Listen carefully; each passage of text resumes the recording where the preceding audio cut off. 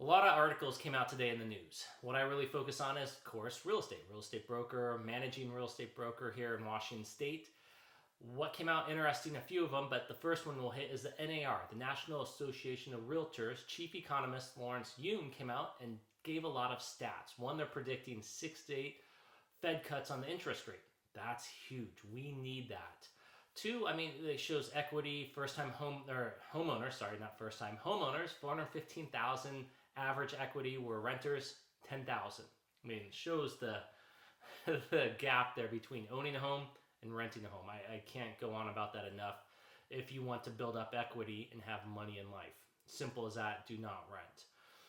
Number three is they were showing how it's been a slower this year after 2023. 2024 has actually been a slower recap year. It has been. But what they're predicting is 2025, 2026 is going to go up 10% increase, which is huge. So the moral of the story is if you're looking to buy right now, it is the best time to buy. And what's going on with listings, not only myself, and I just saw another amazing agent, she made a video about it. Sellers are just telling the agents, like, hey, people come and make offers, so we'll negotiate.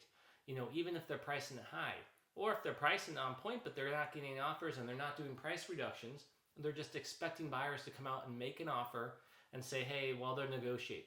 The catch is, no, not really. I don't believe so, because if we're supposed to go up 10% next year and the year after, now's the time to negotiate and buy, especially if that seller's been on the market. But if you're not even writing the offer, how are you negotiating? And a lot of buyers, even myself, don't want to. They'll see a home and they say, hey, that's overpriced by $50,000 or $25,000 or whatnot. And they're right. Sometimes the sellers don't negotiate after they even get an offer, even if they've been sitting on the market for a while. So if that doesn't make sense, what I'm trying to say is the buyer comes in and makes an offer to a seller and says, hey, we'll offer $50,000 less. The seller either gets upset, even though they know they're way overpriced, and the listing agent says, yeah, but at least we have something to negotiate back. Let's try taking $5,000 off, $10,000, $25,000. Who knows how they negotiate? The catch is you have something in writing. And if you haven't had something in writing for a while, yes, negotiate. This is what you've been saying. They can negotiate. Now, don't get hurt. They come in a lot lower than where you're at because maybe you are trying a lot too high, or the market, as we know, is extremely slow. So you have two options. One, pull it off the market, wait until next spring, because if they're predicting going up 10%, absolutely. Or two, go ahead and negotiate. Actually try to put the deal together and move forward. And I have been getting sellers do that. And we've been negotiating as buyers. And this is how I'm segueing into this, is my buyers, we are going and negotiating. So if now's the time, which it is, because you are getting amazing deals until next year when it does take off. Especially if they lower 6 to 8 times the interest rate, the buyers are going to come out of the woodwork and buy. More listings are going to come on. Prices will go up because there's more buyers, supply and demand. So right now is the time to buy if you can find the home that you like. That's the catch. There's a caveat. You have to be able to find something you like. And if it's not a 95%, maybe it's a 90 or 80%. My biggest thing I tell for buyers is go for location first. If we can get the location, then we can maneuver on the home, this or that, or updates, or get price reductions to where it makes sense. And then you can get some ROI on DIY. You're doing your own home improvements, because that's the best way to get rate of return on investment, by doing that. Okay, so now with all that being said, with the 10% going up and everything, right now there's another article that came out and showed all the 30 major cities, minus New York. New York actually, I think, held on par, all down.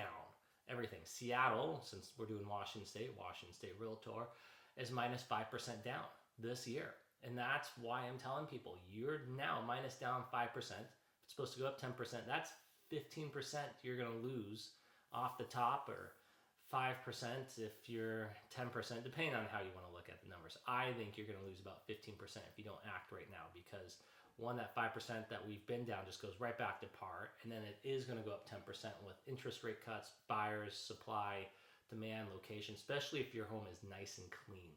And by clean, I don't mean completely updated. I've had homes that, yes, it does help to update them, because one, buyers don't want to pay for the contractors. Buyers don't want to do the work. They just want to come in, move in, and be ready. Now, yard's a different story. Everybody loves doing yard work. Not me. Do not like it. But at least as a homeowner, we tell ourselves when we buy the home, oh, I can do the yard work. It gives me something to do. Then when you buy the home, you realize it's a lot of work. Still, if the yard's out there and it's okay, and the house is immaculate, or you like it and it's clean, then go for it. Absolutely. A little yard work never hurt anybody, and you can do it. And I have buyers right now doing yard work on a home they bought. The home was great. They did some improvements in the home right away, which looks amazing already. So I'm proud of John and Allie. But the yard, he started working on the yard as well. And he does have a lot of work in the yard, but it's beautiful. The location is prime, and that's their main focus, was amazing home and prime location. So they will win in 5, 10, 15 years, depending on if they ever do decide to cash out. That's a huge chunk of money they just made. Smart buy. So with all this said, if you're looking to buy, call me. Let's go around. I'll show you the neighborhoods. I'll show you the locations. We'll go through the whole rigmarole of everything. Like just boom, boom, boom. What do we need? What do we need to narrow down our search? What are we looking for? That's how I work. I make sure you get the best buy. So in 2 years, 4 years, 5 years, whenever you need to sell, you actually can walk away with some equity. Now, I always tell clients 3 to 5 years is at least the minimum that you want to hold, because 2 years, anything before capital gains. And after 2 years, you still don't have much of a spread. You may make 20, 40, 50,000, depending on the purchase and what you got it and how we negotiated in the beginning. But that's the whole point, is let's go around, let's start searching. I'm going between Seattle and Bellingham, down to Tacoma, Olympia, Lacey, Centralia, Chehalis, even Vancouver, Washington. I've been running down there with my high-end buyers. Been looking at homes between $1 million to $2 million. Some at $800,000, which are good deals, but mostly around $1 million to 1.2. And there's gorgeous homes down there, and all up and down the corridor. So you're starting to see amazing deals, at least of right now. Now, I know that's going to change. So if you want to have fun with this, or you just blatantly don't believe me, which is fine. I do have the experience in the numbers, and I can give you the whole resume. But I don't trust anybody, so I don't expect you to as well, especially if you're seeing this video for the first time. Build a baseline. Go on Zillow. Fine, just use Zillow. I'm not a big fan, but Zillow does have enough information that you can build a baseline. Track the homes and the prices and what they sold at, and square footage, location, land size, all that stuff. Start building a baseline, especially in the areas that you want to buy. It's fun. You can then track and see what the baseline is from now to spring to summer, and see if the home prices do go up. If they are, and you didn't buy, then you can be like, shit, Ron was right. We should have bought now instead of spring or summer. Now, again, I get it. If there's no homes on the market that you don't like, then yeah, of course, you can't buy, because you're going to be forcing it. So of course you don't want to force it. I'm saying if you can make it work, and it's not a 90, but it's an 85, or it's a 80% instead of a 85, but you can still make it work with location, home, and everything else, and you need to add your own style to it, or do some work to the land, then fair enough. If you can do that and save 50, 100,000, get closing costs, I mean, just really come in and get a good deal, it may be worth it. But again, this is your home, not mine. I'm not living there. I'm not doing the work. So you have to make that choice of where's the value at and what do we want to do.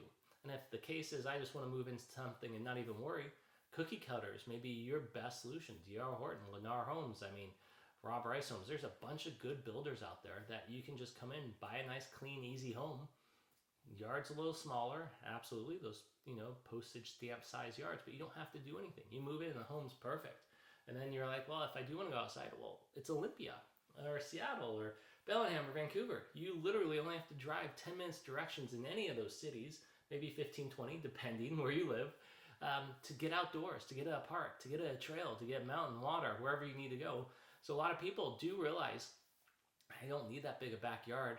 I can literally drive and go to those different locations, especially if you're already used to doing that. Now, if you're a local from here and you're used to having land, or a local from somewhere that does have a lot of land, different states, doesn't matter, then yes, you have to look for something that has more land. Land is prime price right now. I mean, it's the reality. I have investors looking for land developed constantly.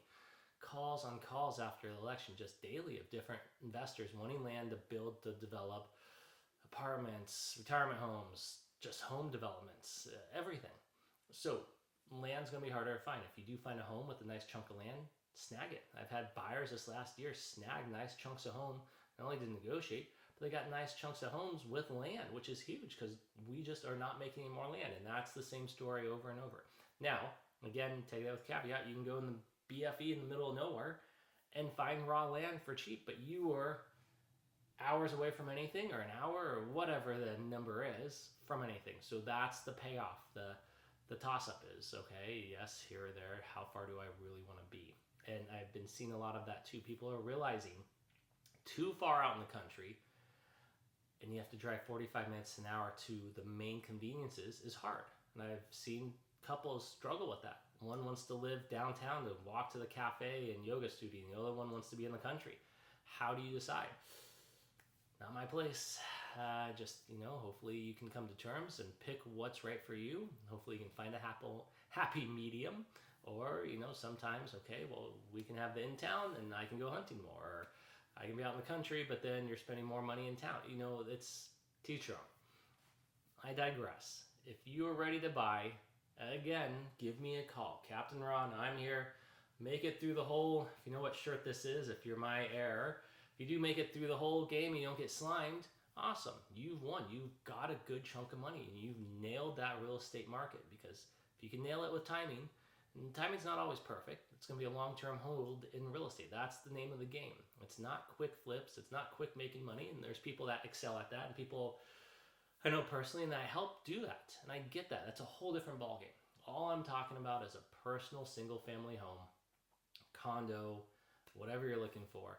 But basically, your primary residence. That's what we're focusing on today. And you're going to get a good deal, and you're going to have to hold it for a few years, 5 years, 10 years, whatever, to at least make some equity and get some money out of it. But the way it's going, it's predicting and looking very good if you buy now or even this spring before the first wave or second wave. Because remember, there's waves. Real estate's just like surfing, it's up and down. And so you want to catch that wave before everybody's on top riding that wave. You don't want to be with all the other surfers. You want to be by yourself.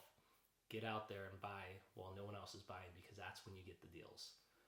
All right, Captain Ron out. If you guys need anything, let me know. I'm growing my mustache for Movember. It's looking quite fine, I must say. Anyways, have a good day. Talk to you guys later. Bye.